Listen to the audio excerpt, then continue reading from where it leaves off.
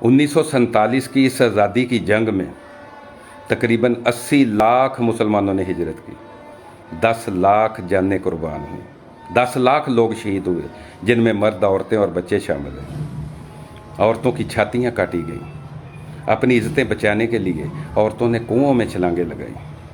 یہ کتنی درد بھری، دکھ بھری کہانیاں ہیں۔ عورتوں کی گود میں سے بچے چھین کر زمین پر پٹک دیے گئے، ان کے اعضاء بکھر گئے، لیکن عورتوں نے اس وقت بھی رونے کی بجائے کہا، پاکستان کا مطلب کیا؟ لا الہ الا اللہ۔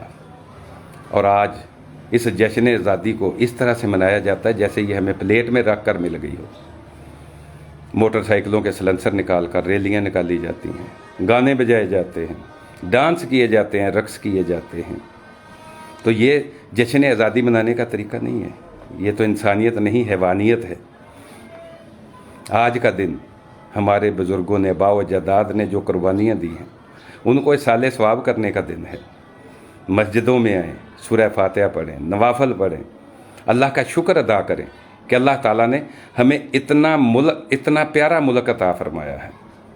اس چیز کا شکر ادا کریں۔ جزاک اللہ۔